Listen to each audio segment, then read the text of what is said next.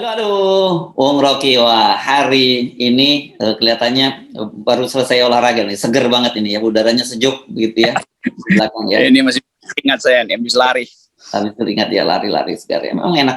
Bukan lari dari kenyataan ya, kalau ada yang lari dari kenyataan, nggak mesti ngumpet dengan alasan liburan. Iya, iya. Ini kelihatannya makin confirm ya Pak Jokowi sudah mulai ditinggalkan oleh para pembantunya, karena pembantunya udah sibuk kampanye ke sana sini ya. Pak Prabowo melanjutkan safari kampanyenya sekarang ke mana, ketemu dengan Sri Sultan Hamengkubuwono X. Jadi kemarin dilewatin saja karena rupanya penting sekali, memang harus ketemu Bu Mega sebelum ketemu yang lain-lain.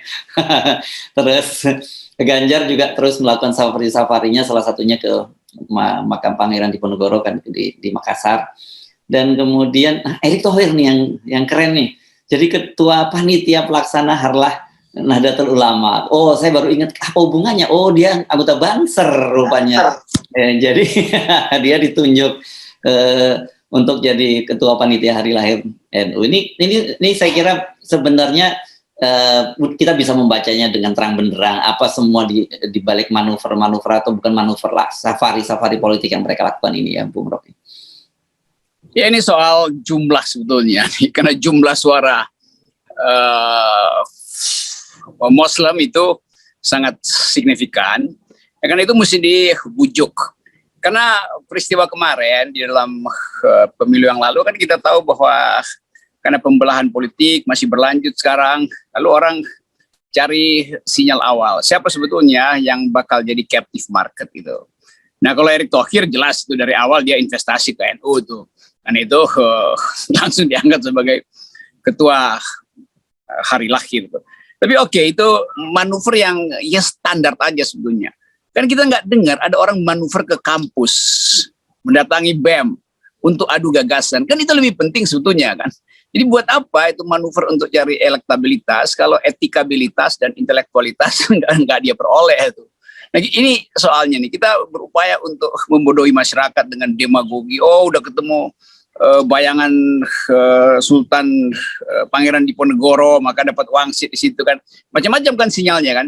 Jadi bagi kita masyarakat Indonesia yang makin lama makin rasional menganggap bahwa ini manuver-manuver yang ya betul-betul kampungan gitu. Jadi ngapain minta restu segala macam? Ya tunjukkan bahwa Anda punya otak, Anda punya wawasan, Anda anti korupsi, Anda anti threshold 20%, kan itu yang mau dihitung orang kan. Jadi buat apa masing-masing orang itu nyari elektabilitas kalau di ujung pada akhirnya 20% threshold itu akan mengarahkan kembali bangsa Indonesia dalam perpecahan itu.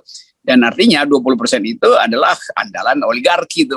Jadi ini semua kalau dia nggak mau tempuh 0% threshold itu artinya ini permainan oligarki aja.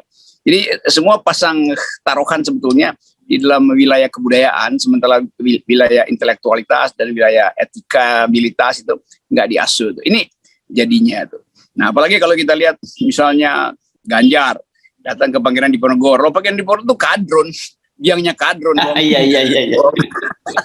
Oh, dia pakai bajunya baju Arab itu yang dianggap sebagai baju Arab, tradisi Arab, hal-hal semacam ini. Masa cebong minta restu pada kadron, kan ajaib kan. Kalau kita teruskan tafsir itu kan kita mesti teruskan tafsirnya. Tuh ngapain ke situ tuh?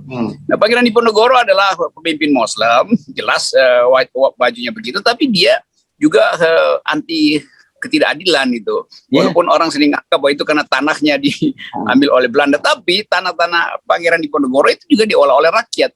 Sementara Ganjar, tanah rakyat itu diambil alih, diwadas, kan bertentangan kan konsepnya tuh. Dan Pangeran Diponegoro diasingkan, bukan mengasingkan diri tapi diasingkan. Dan mudah-mudahan juga mereka yang datang ke Pangeran Diponegoro juga diasingkan oleh Diponegoro tuh, karena etikanya nggak sama tuh. Pengikut Pangeran Diponegoro itu dikubur di kampung saya tuh, di Tondano. Di Tondano itu Danau Tondano di Minahasa ada kampung Jawa tuh. Itu adalah Islam dan mereka baik-baik aja, bagus-bagus aja persaudaraannya tuh. Pangeran-pangeran, panglima-panglima perang Pangeran Diponegoro tuh, Sentot, Alibasa segala macam tuh. Jadi kira-kira ini pesan kita, kalau mau konsisten lakukan sesuatu berdasarkan kemampuan sendiri. Bukan nyari wangsit di tempat-tempat yang sebetulnya bertentangan dengan asas-asas demokrasi. Iya, iya. Saya ingat ini kalau Tondano ini dulu ada anggota P3 namanya Ali Hardi Kiai Demak. Ini rupanya keturunan Kiai Demak dari pengikut Pangeran Diponegoro yang diasingkan Ya, ke kampung halaman Anda ya ya. sih. Iya. Tanah lahir saya tuh. Iya. Oke. Saya juga jadi penasaran memang. Saya buka-buka Pangeran Diponegoro itu dalam 2 lukisan setidaknya ya. Satu lukisan Nicholas Peyneman ini Belanda yang membuat judul Penyerahan Diponegoro itu pakai bajunya jubah juga, dan kemudian Raden Saleh membuat tulisan kontra ya yang menyatakan penangkapan Diponegoro dengan Polres, tapi semua sama menggunakan pakaian jubah semua. Jadi benar kalau Anda menyebut tadi kadrun, ada cebong minta harus ke kadrun.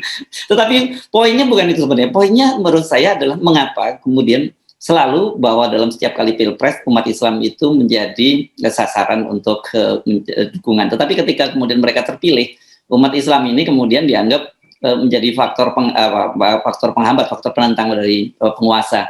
Dan yang saya kadang-kadang heran kenapa sering sekali juga yang disebut politik aliran itu selalu Islam, padahal mereka sendiri kemudian juga mencari dukungan kepada umat Islam. Ya, kalau kita baca ulang deskripsi dari Herb Feit itu yang bikin teori tentang politik aliran, sebetulnya itu udah lama nggak ada tuh aliran itu.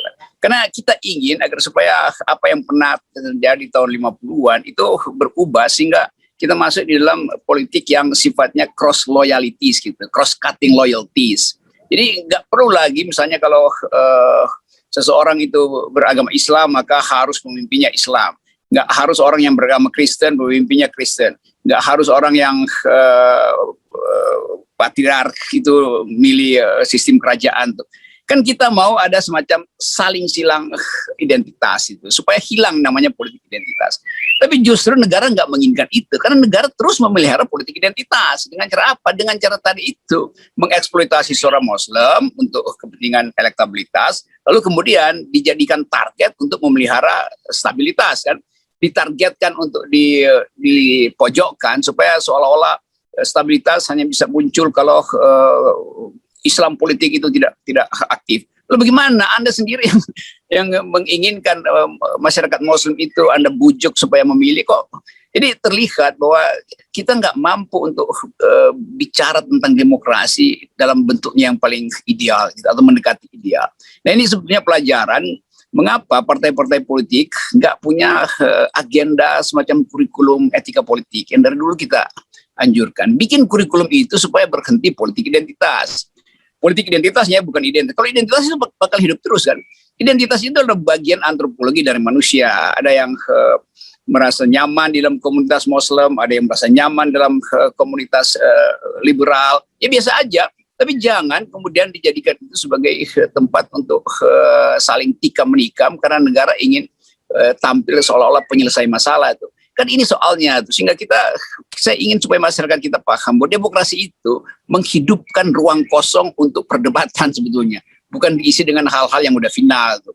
Nah, yang sudah final itu diperdebatkan tuh. Doktrin agama sudah final, pasti sudah final. Tapi dalam soal politik pasti dia tidak final. Karena misalnya kita kan kita nggak mungkin mengganti kepercayaan kita kan, nggak mungkin kita mengganti Tuhan setiap 5 tahun. Tapi presiden bisa diganti setiap 5 tahun, bahkan bisa diturunkan. Presiden itu bukan bapak itu juga tidak kita pilih tuh, diberikan oleh Tuhan ayah ibu saya. Tapi kemudian orang anggap bahwa presiden itu bapak dari mana? Bapak itu bisa diganti, bapak bisa dicaci maki, kan nggak bisa kan? Kita sebut bapak presiden itu dalam upaya untuk basa-basi sosial, tapi dia bukan bapak. Dia makhluk yang diganti setiap 5 tahun karena dia pasti berbuat salah tuh. Jadi hal-hal fundamental begini dalam ajaran demokrasi itu yang mesti diajarkan supaya orang nggak jadi feodal, fanatik pada seseorang tuh. Lalu orangnya bisa diganti kok. Jadi soal-soal semacam itu yang saya kira lebih penting daripada tadi kasak kusuk nyari dukungan politik, tapi sebetulnya ide politiknya nggak ada pada pemimpin-pemimpin yang lagi safari hari-hari ini. Iya. Dan kita sebenarnya gampang sekali membacanya ya, bahwa meskipun mereka menyatakan bahwa oh ini bukan safari politik, ini hanya silaturahmi biasa. Ya kita rasanya kita bisa cuma ketawa saja, dan itu kan mudah sekali membacanya ya. Ya, bayangkan Erick Thohir dengan semangat partisan langsung minta restu karena dia jadi ketua hari lahir NU tuh. Artinya apa? Artinya ada anggaran di situ. Orang pasti minta Erick Thohir kan Erick Thohir duitnya banyak kan. Kan dia nggak mungkin minta Hersbeno Arif walaupun Hersbeno adalah pengerti tentang asal usul NU. Tapi terlihat bahwa ini sebetulnya peras memeras yang agak lembut atau soft sogokan. Sebut aja ini semacam politik yang sinyalnya jelas adalah uang kan. Padahal kita ingin supaya politik itu berhenti dengan money politics. Erick Thohir jadi ketua Harla NU itu juga sebetulnya crypto money politics sebetulnya atau pseudo money politics. Kan itu yang terbaca. Demikian juga Pak Prabowo pasti pesantren-pesantren akhirnya membuka diri. Nah sekarang Ganjar juga begitu.